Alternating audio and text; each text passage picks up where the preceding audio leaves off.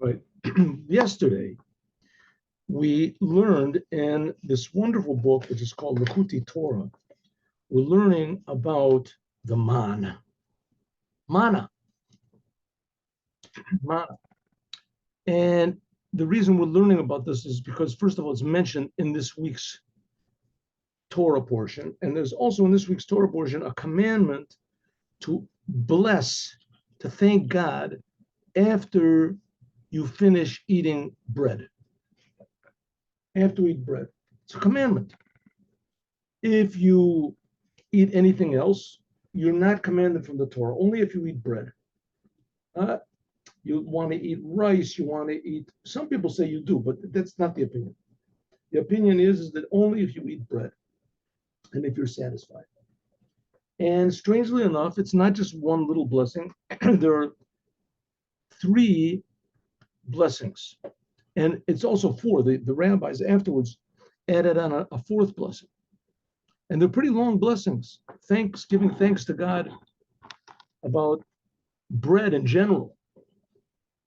But there's different types of bread. So especially the first two blessings, Moses, there's a commandment from the Torah that you have to bless afterwards, but exactly what you have to say is not exactly written in the Torah. That's up to the later generations to decide, not me and you. We're talking about Moses. So Moses decided, and he made one blessing. Then afterwards came Joshua when they came to the land of Israel, and he made a second blessing.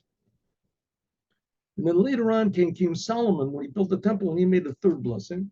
And then later on came the men of the great assembly in the beginning of the second temple, and they made this fourth blessing. But what we're concerned with here are the first two blessings. The first blessing was on bread that came from heaven, that Moses established the first blessing, and it relates to the manna that fell from heaven. The second blessing Joshua made when they came to the land of Israel, that's talking about regular bread, because Moses didn't come to the land of Israel. That's talking about regular. So the Rebbe asks an obvious question: why are we making a blessing today after eating the manna when we didn't eat manna? Huh? It's like a person making a blessing on eating an apple and they didn't eat an apple. Why are we making a blessing on eating the manna that they ate was only there for like a 40-year period, with 39 years they ate manna. After that, they never ate it again, and they never ate it before that. And nevertheless, we, for all generations, already 3,300 years since God gave the Torah, Moses established that the Jewish people would bless, after they eat bread, regular bread, they would make the blessing, the same blessing, thanking God for the manna. So what do we have to thank God for the manna for? What to thank God for bread, and that's good. Maybe make a little mention, in the blessing, just like you gave us the manna, so you give us this bread. No. We make one full blessing about, it's talking about the manna, even though it's not mentioned clearly that's talking about the manna, but that's what it's explained that is really the topic. Okay, so it must be that somehow or other we're also eating manna right now. Huh?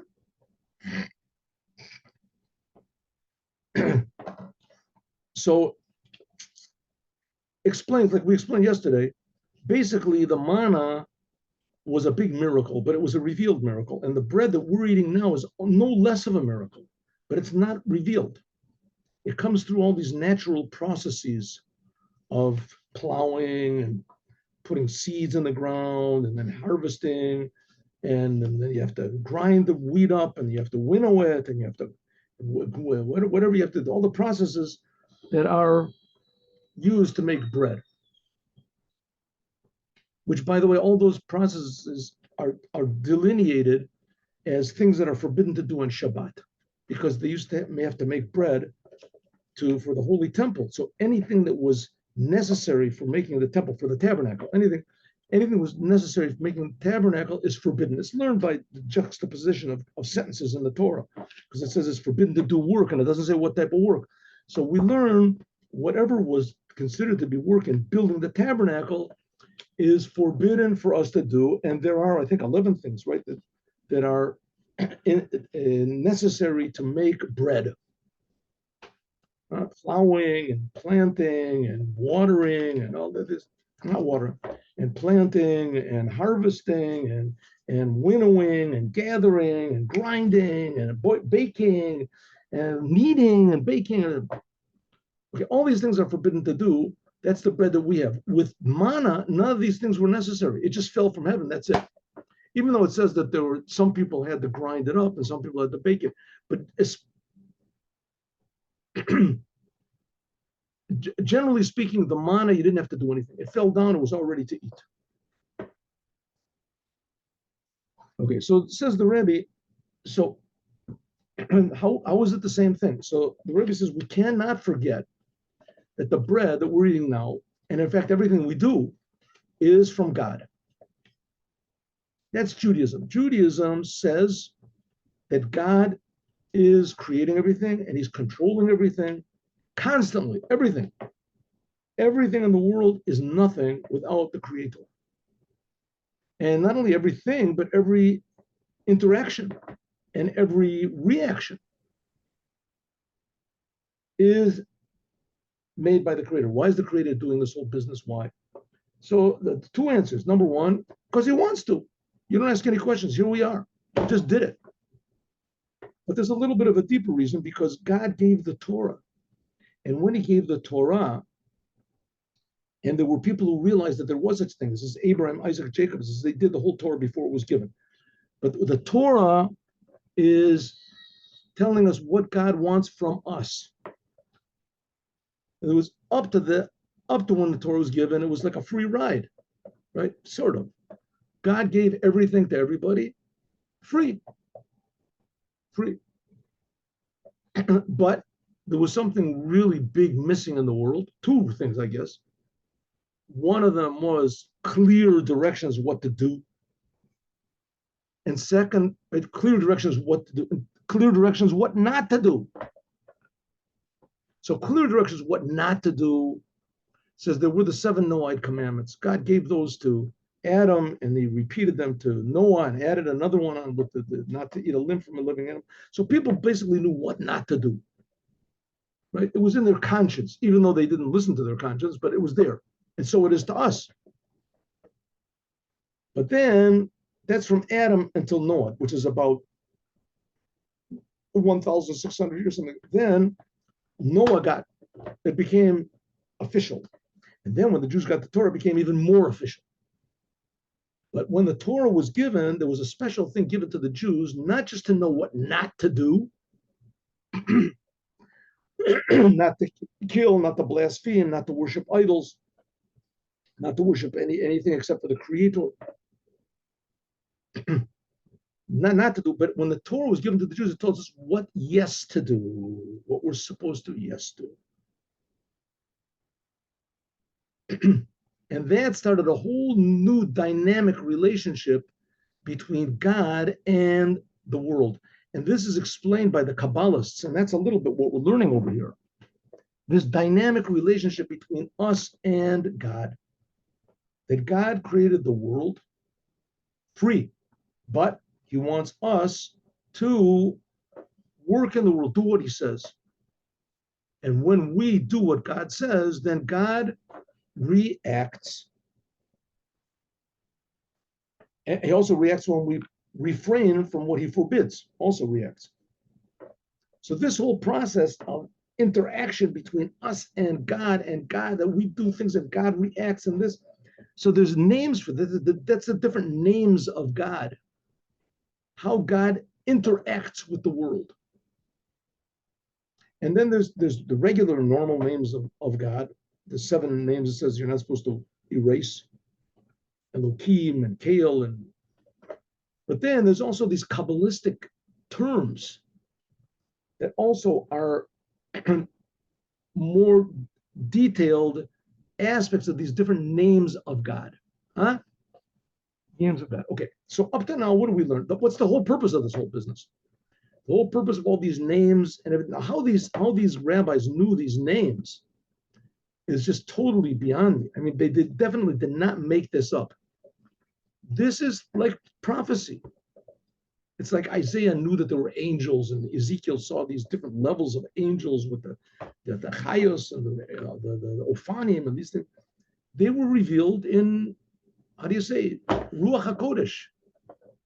Especially the Rabbi Shimon Bar Yochai, he wrote the Zohar, and later the Arizal, Rabbi Yitzchak Luria. But they also had their pupils and the. Okay, but the purpose of Chabad Hasidut is to take all these terms and to make them, how do you say, practical, sort of. Because all these terms are just talking about our interrelationship with God and God's interrelationship with us. And how we can use the world properly and how God reacts accordingly. So those are these different Kabbalistic names that we're talking about over here. The whole purpose of it is not to, be the hit of the party or something, impress everybody about how many things we know that nobody understands, right? That's not the purpose of it. The purpose of it is to, first of all, inspire us. And secondly, to activate us. Activate our mind, activate our soul, activate our hearts, that we come to love God, we come to fear God. And from that love and fear, we do the positive commandments from love, and from fear, we avoid what's forbidden. And then the love is no end. There's no end to love. No end to love, how much we appreciate God. Okay. So he says, all of this whole business that we're talking about, all these spiritual levels and this interaction between us and God and us.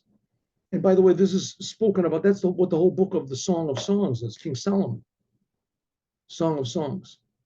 And the whole book is talking about this interrelationship, this dynamic interaction between us and God and us, and how infinitely God loves us, and how desperately he wants us to do what's right,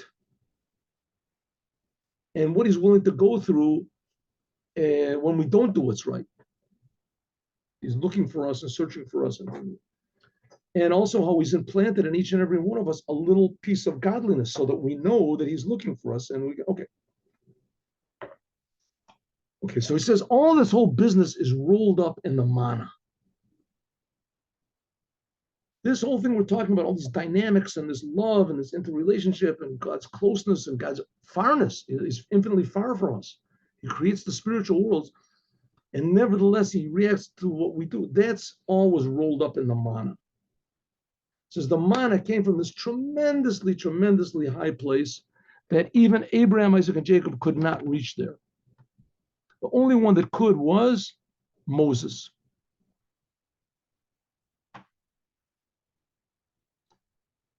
Okay, and therefore Moses, he was the one that he fixed this blessing about the mana, the shah and the time. So I hope this is all recorded. I didn't make that. Yeah, good, okay. Therefore, the first blessing was made by Moses. Moshe, he made it in the time when the man came down. Ki aman nimshach is drawn down from chachmas tamoah. The source, this chachmas tamoah, this hidden level of the essence of God's wisdom, that the Kabbalistic name for this is called chachmas tamoah, hidden wisdom, the hidden concealed wisdom of God. Another name for chachma is also faith. Another name for chachma is also life. This is a hidden, deep source of life. And this is the source of this name Ma that we were talking about before. Remember, of Tikkun, Ma, that represents the power of man to fix up the world. Ma, that's 45. It's one of the ways of filling up the name of God. The name of God is Yud, and then Hey, and then Vav, and then Hey. And if you add those letters up, Yud is 10, Hey is 5, two Heys are 10, so that's 20, and Vav is 6. There's 26, but then you can fill up the letters. Like, for instance, Aleph, you fill up with Lamed Pei, Aleph. So that already adds another, 110. Lamed and Pei is 30, and 80, that's 110. So already if you add it on, right, Aleph, Lamed Pei. So there's different ways also of filling up this name of God. So it comes. One of the ways is that you leave the aleph alone, but you fill the letter hey up, right? There's different ways of filling the letter hey up. You can fill with an aleph, with a yud, and that gives you these four names of God: Ma and Ban and Sag and Ab. We didn't talk about Ab, ayin base. So I'm sorry. So the name of God is Yud. So you fill up the Yud, you have Yud is 10, and you can fill it up with Vav Dalid. Yud is Vav Dalid. So from 10, all of a sudden it becomes 20. So that's how you get from 26, you can get 45 by filling it up in different ways. There's another way to fill it up, you can get 52. That's Ban. Okay, in general, what we're talking about, these names of God, these are creative forces that create the world. And Ma is the creative force of man. Ma is also the gematria of Adam. And that gives the ability to man to fix up the world. And another 52, that's Ban, that's the ability, that's the nature, if you want, the propensity of the world to be world, Ban, animal, to be separate from God. So this Ma, which is man, comes to fix up Ban. He says, why does it come to fix up Ban? Because the source of Ban really comes from a higher name of God, and that is 63, another way of filling up God's name. Okay, why these specifically? It's not us to understand, and I don't understand. The fact is, I don't understand. But okay, ki po hainu ki. I'm sorry. But who got this? That was Moses. Moses, he was the true example of what man is supposed to be. He truly had the ability to fix up. He was truly made in the image of God. Everyone's made in the image of God, every human being, but we don't express it. But still, that's what it means, Moses. Moses says, Nachnu ma. Moses said, who are we? But he said, who ma? We are ma. We are this level of ma. Shehu bechinas bittul. This is total surrender to the truth, to God. Mi bechinas yichudi aloha, from the upper unity of God.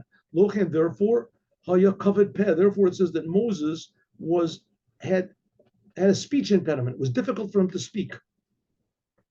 What's that got to do with it? I thought Moses was the perfect man. Why did he have a speech impediment? Because peh, this idea of speech, hainu bechinas gilui, to reveal, vamshacha, and drawing down godliness. V'hu bechinas yesh, and this is too low for Moses. Legabi bittul.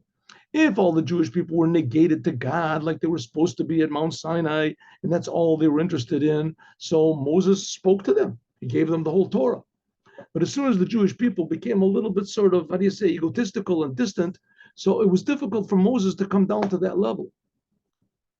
He couldn't, not only in his physical speech, he could speak, right? He could speak, but because he was a total embodiment of God, Moses, and God's revelation in the world, which is the Torah, and God couldn't reveal himself to the Jewish people. They said, we can't take it. So Moses also couldn't reveal himself. He couldn't speak. So he says it was difficult. When did he get, it says, when did Moses in fact get healed? It says he got healed was after the Torah was given. When the Torah was given, then he got healed. It was on Mount Sinai. All the Jewish people got healed. It says the blind could see, the deaf could hear. So Moses also had the ability. When was he hard of his, when he couldn't speak? When was he couldn't speak? When, before the Torah was given. When he went into, that's where he had to go into Paro together with Aaron. Nevertheless, what's the Rebbe trying to say is difficulty to speak was not because Moses had a disability. It was because he was too high. It was too high to come down into the world. That's what it says. Okay, behold, it's just here. It just tells us different places to look if you want to contemplate this more. There's different maimonim to look. Hine, behold, Gam also.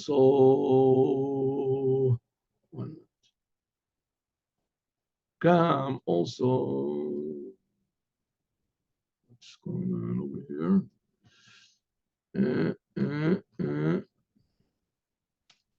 Okay, well.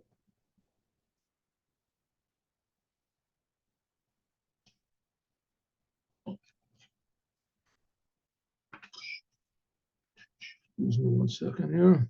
Get this a little bigger, larger.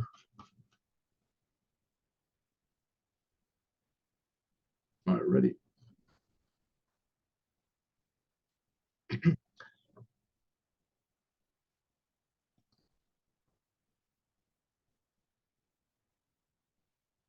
Okay, so Moses was so high, and the manna came from this source. It says it came from this bdolach. Remember, we said that this high whiteness.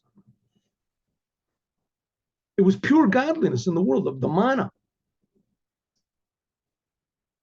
In order for this to come down into the world, there has to be a bracha. There had to be what we call a blessing.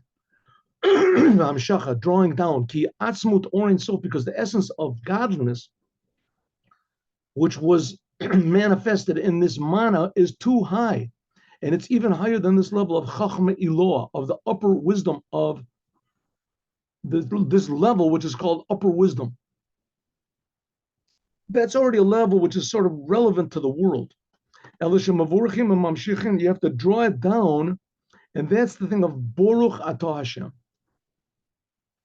When you say Baruch, it means you're revealing, drawing down godliness from a high place to a low place to make God Atah, you, Baruch, and was be revealed so that you are Atah. Atah is second person, you, standing, like revealed to us. Hashem, what the essence name of God to be revealed down in this world. That's what a blessing is. Moses, in order to make the people could appreciate what the manna was, so he made a blessing. And the blessing is that the Jewish people shouldn't just think, okay, so we got manna, we were hungry, so, God has to do something. He took us out of Egypt. He owes it to us, right? So Moses made this blessing that we have to bless so that the Jewish people would appreciate the manna, and that we would appreciate now, because we have to make this blessing now, also have to eat bread, that our bread comes from the same place that the manna comes from, just not in a revealed way. But don't think the bread comes from the grocery store, or it comes from the farmers, or it comes from the ground, or it comes from the seeds. It comes through these things. And therefore, we're blessing God, Hazon, that God provides for everything with his great goodness. Everything is nistar, that God, he provides for everything. He, Hazon, he provides, he gives to everyone. He, in his goodness, he enlivens us. Everything is third person, Lashon nistar. Kihuam shacha elyona, this is what we're talking, we're saying revealing godliness from a very, very high concealed place. Like it's known the difference between Lashon Nochach, second person, and third person. The Nochach, if you're talking to someone second person, Medaber B'Hamshacha, we're talking about if we're talking to God. And second person is talking about that God is drawn down. It says, Mim Malik Halmim, we're drawing godliness down from this level that can be comprehended. That's called how God fills the worlds, revealed worlds. Kabbalistic worlds, if you want to call it.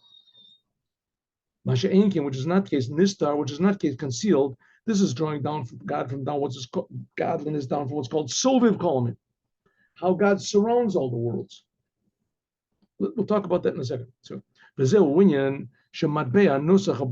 why the first blessing of the three blessings we say after we finish eating, the first blessing is talking about the bread from heaven, because it's all talking about what's hidden, concealed from us. We're giving thanks for a thing that we do not comprehend. We don't understand. We can't understand. But nevertheless, here it is, right? So we have to understand that there's aspects of God that are enlivening us, creating us, that we totally depend upon, and that they're totally above and beyond, and not even in the category of understanding. And that's where the manna came from.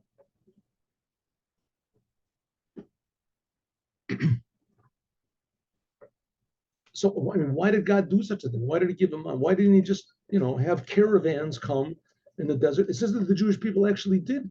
There were caravans that came from the neighboring countries, and the Jewish people ate. They bought from them food, and they ate that food. That's why it said that there was a commandment that you have to have a little shovel. Everyone has a little shovel that if he has to go to the bathroom, So he goes outside of the camp because the camp was holy, where the Jewish people were in the desert. So they went out and they would dig a little hole and to go to the bathroom. And the question is, what do they have to go to the bathroom for? I thought that the manna didn't have any waste products in it. It says, yes, if they would have only eaten manna, they would have never had to go to the bathroom. But they bought food from people around them. No, so let them buy everything from people. Is it such a big problem for God? The people around them should come. They had enough money.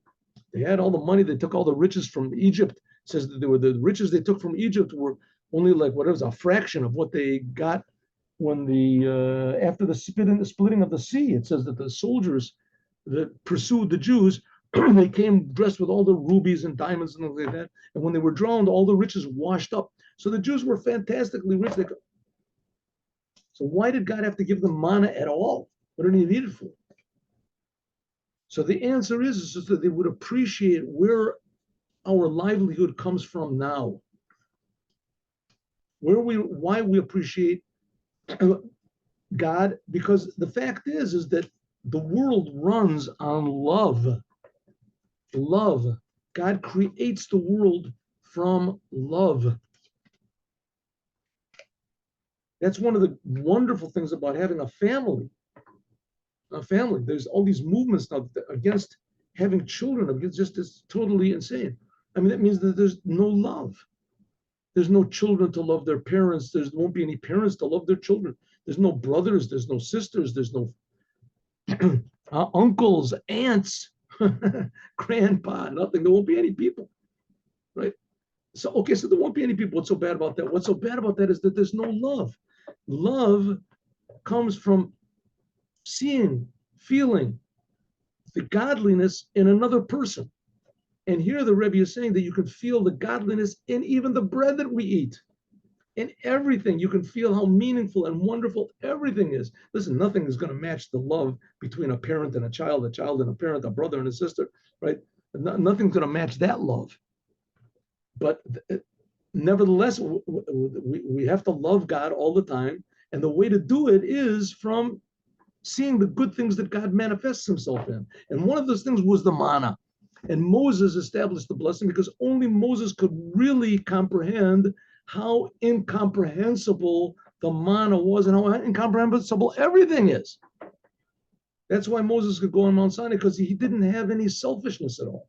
He was only thinking about God, feeling the greatness of God. Okay, so Moses, he established the first blessing, and the first blessing that was on the manna, which is incomprehensible, and Moses wanted to bring it down into the world so that we should have an understanding, a little bit of an appreciation, how infinitely incomprehensible is God's love for us, that he feeds us.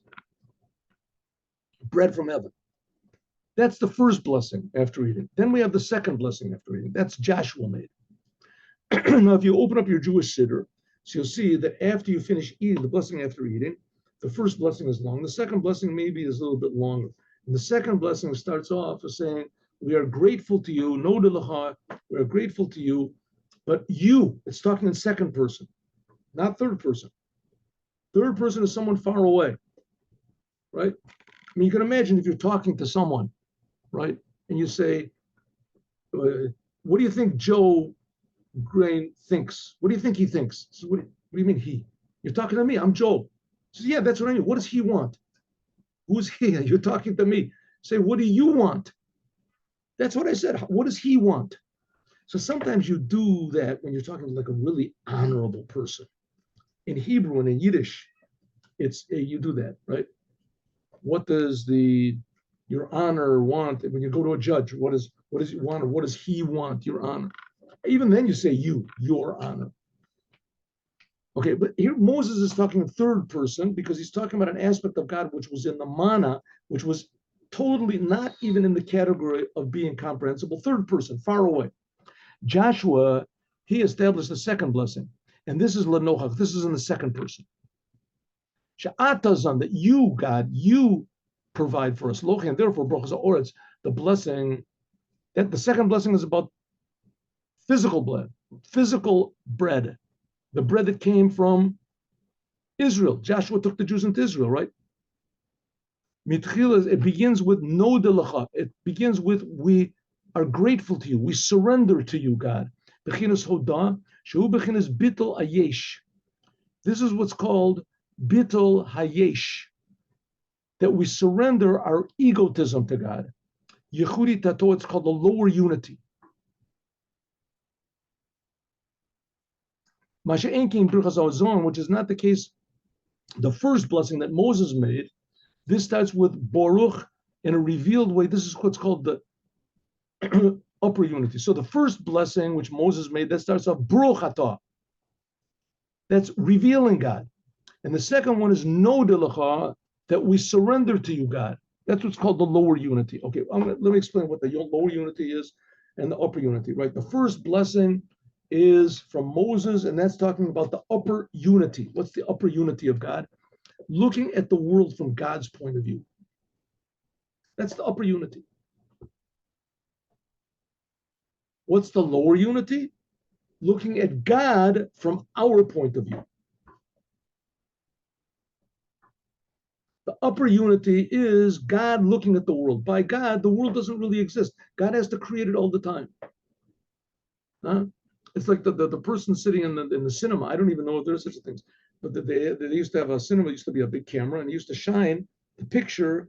Right, he was sitting up in this room. He was shining the picture on this big screen. So the person that's sitting up there, he knows it's just a bunch of light. Right? And everybody in the crowd, they're all sitting and screaming, and when something scary happens, they're crying. When something sad happens, and they laugh. When something funny happens, and this. But he's sitting up there, and he knows it's just a bunch of light on a thing, and he can turn it off any second. It's not really real. Right? What are they afraid of?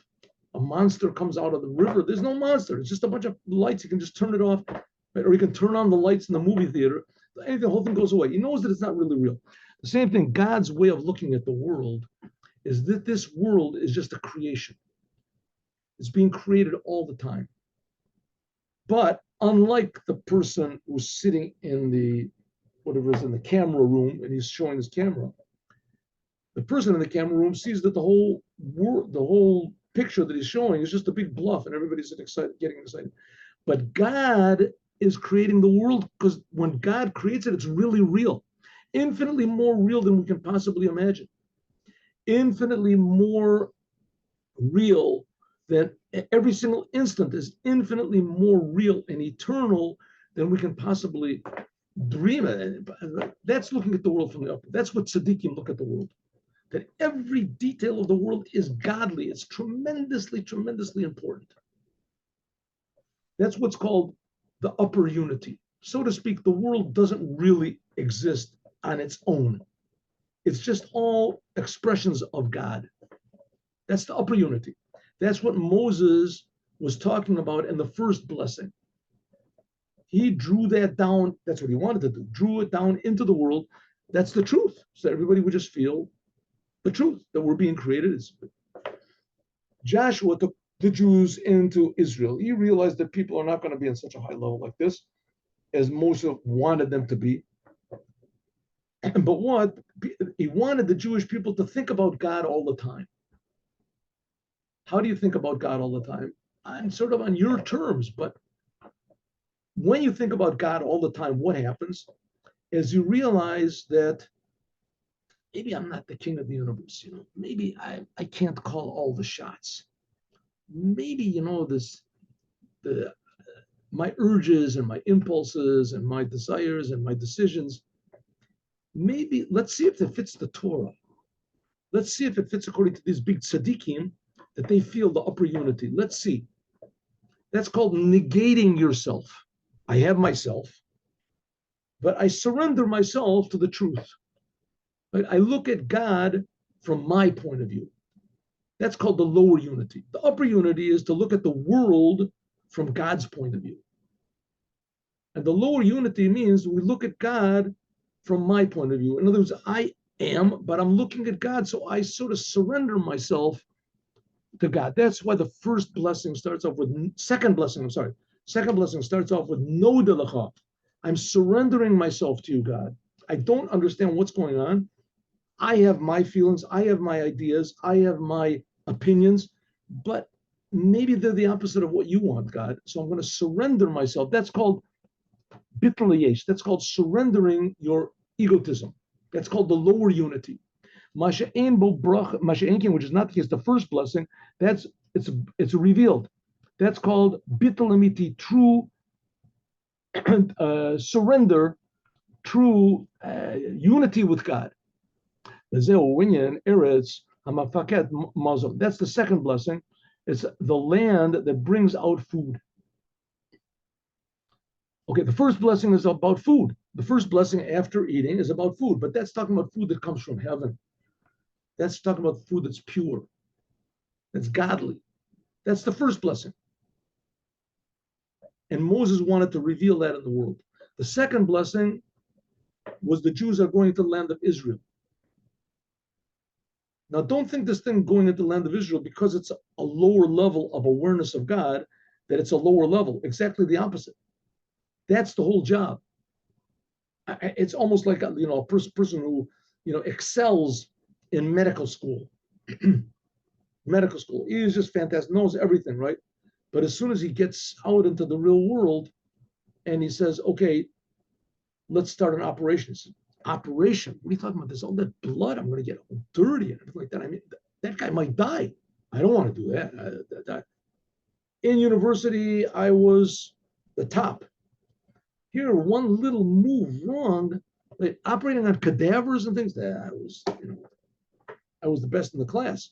But here's a real human being, But that's the whole purpose, is operating on the human. You get dirty, you get this, right? And not only that, you don't use all of your knowledge when you're operating on something. Maybe one little area.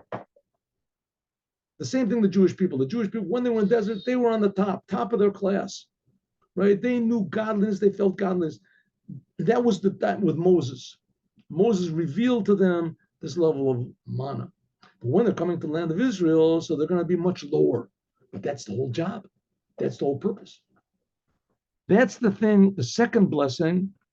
So it says the first blessing is on food from heaven. The second blessing is on the land of Israel. So what's that got to do with food? It's the land that brings forth food.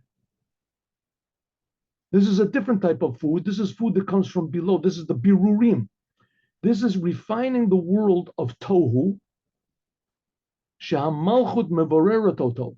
The Jewish people, they are the representatives of the King of the universe. The King of the universe, another name for that in Kabbalah is Malchut, the lowest of God's aspects. The Jewish people, they are the Shekhinah, they are God's kingship in the world. And God put them in the world to refine the world. That's why we're here. That's why God put Adam in the world, first man. The thing that the difference was is that when Adam was in the world, so the world was already pure, the world was like heaven on earth, and Adam was here to make it even higher. And the Jewish people, now they're after the sin of the golden calf and after this.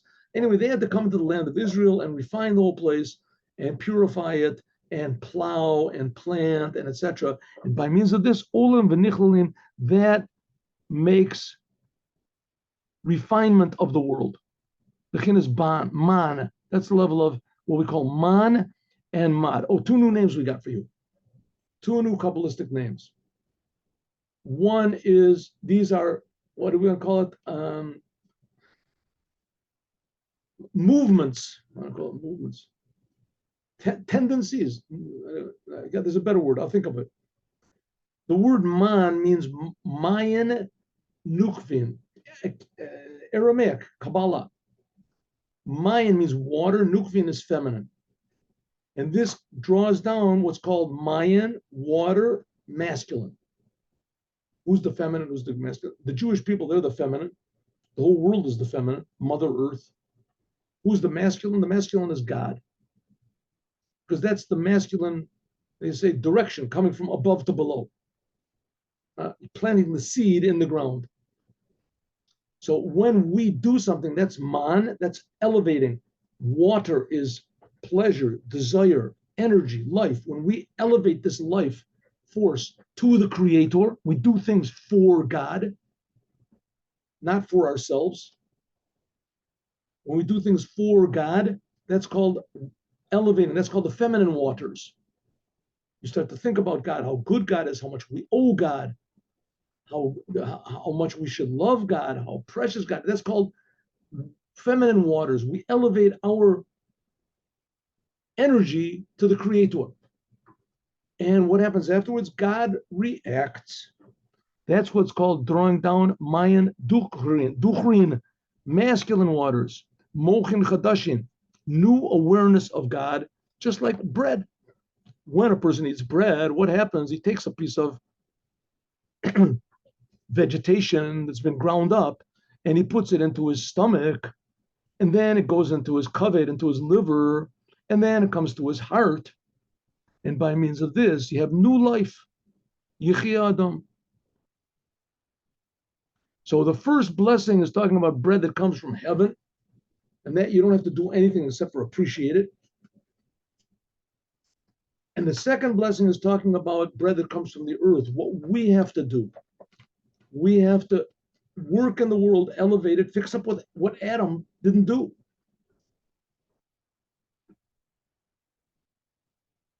That's the whole idea of the second blessing. The second blessing is not bread from heaven, it's bread from the earth, this amazing mystical novelty, which is called birurim, refining the world. Now, this takes a lot of faith.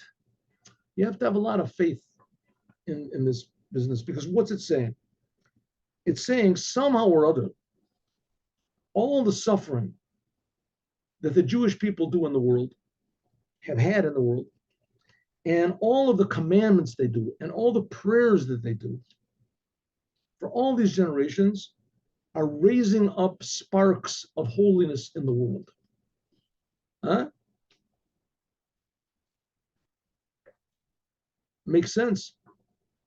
If you work at a business and you make a lot of money, so you see the results, you worked in the money, you worked in the business, you made proper investments, and you get money, right? There's another zero in your bank account, and you can see the results. Here, in all of Chassidut, it doesn't tell you how to make money. It doesn't tell you how to fix your car. It doesn't, all these physical things where you can see the results. See the results. Here, the Rebbe is talking about something where you don't see any results. So that's exactly the point. This is what's called Pnimis Torah. This is the inside. The inside. The inside of the world is pure godliness, and it's the God is interested in one thing, basically, in one thing only: what the Jews do. That's what he's interested in. If the Jews do not good, then God is sad. If the Jews do good, God is happy. Do we see the result of this? Do we see the result? Maybe intellectually, logically, we see a little bit. Who knows? You have to have a lot of faith. That's what I'm saying. A lot of faith to believe that this is really happening. I mean, if you go down to the core of it, this faith has a very strong basis to it. I mean, we really do believe that God created the world, and we do believe that God took the Jews out of Egypt, so he's active in the world, and God gave the Torah, so he cares about what we do with the world, right? These things are belief, but those things were really manifested. The world, here it is, being created by God. Jews, here we are. We got out of Egypt, here we are. Torah, you're going to any synagogue, there it is. Right? There's the Torah, eternal Torah. So, somehow or other got here. Somehow or other. So you can say, listen, the Jews, they made the whole business up. Yeah, you can say that. Yes, 100% you can say that. But for some strange reason, Jews for thousands of years have not been saying that. They've been saying, listen, we understand everything. We're outnumbered. What is it? 500 to 1. There's 0.01% of the world, something like that, is Jews. There's 0.02% or something like that. We're outnumbered 500 to 1, 2,000 to 1, 1,000,000 to 1, who knows what. But nevertheless, there's always going to be people that stubbornly hold out. And what do we get? What do we get from it? What do we get from it? What do we get from it? I don't know. It's not the question. We're a question about what we can give. That's the whole thing. What do we do? We get satisfaction knowing that we're doing the truth. Now here the Rebbe is trying to explain the truth. That's the idea of mazon. That's the purifications of the world of tohu, that the Jewish people, when they elevate their man, their feminine waters, this has a reaction from God, and it brings new awareness of God. It strengthens our faith in God. Just one more thing to leave you with, and then we'll continue to this. That's the whole idea of Shema Yisrael. Shema is shame, ayin. Shame, name of God. Ayin is 770. Shame is also ban, rapach. Rapach is 288 sparks of life force that fell when the vessels of Tohu were broken. What do you say about that? Ban, add them up together. Ban, we talked about that before, this name of God. Add it up to the 288 sparks that fell. You get shame, 340.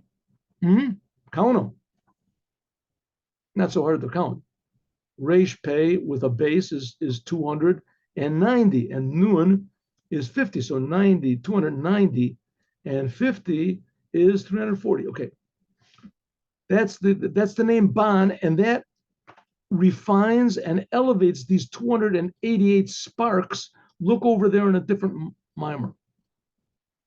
Okay, so now we're getting a little bit complicated over here. As long as God was doing it all, so it was sort of simple. That's God stuff. God, you can't understand God, so it's expectable we can't understand God. But now we're talking about what we do.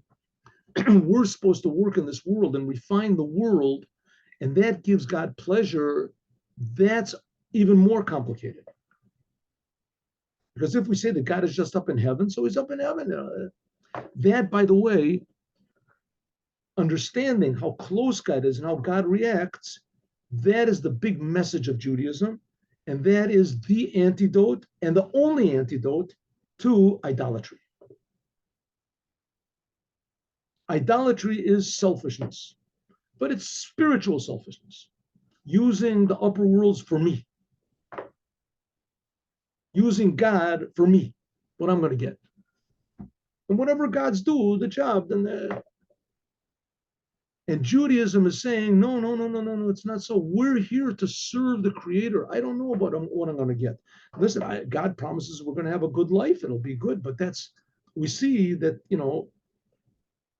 there's been a lot of tragedies to the Jewish people, which don't seem to exactly fit this whole, and you go to religious communities also, there's tremendous tragedies that happen in these places. Tremendous people that do Torah, they do the commandments. There's terrible, just unexplainable, mind-blowing frustrations and heartbreaking losses that occur to the religious people, right? The Holocaust and this. So how does it figure out? How does it figure out? So the answer is it doesn't figure out. This is God's world. We're serving God. What God, that's our business. What God does, that's his business. But God promised that it's going to be a good world. So it's not supposed to continue this way. That's the whole idea of Mashiach revealing all of the work of the Jews for all these thousands of years, and the suffering and the frustrations and the unanswered prayers and the elevating of the sparks with the Ban, with the Ma and the Ab and the Sag and the whole thing's going to make sense. But now this is a little bit of a taste of it. It's starting to make sense. It says the taste of the food of Shabbos before Shabbos. That's what Chassidut is. As we'll talk about more, God willing, tomorrow. And now let's learn the Devar Malchut. The words of, okay, 1 second here.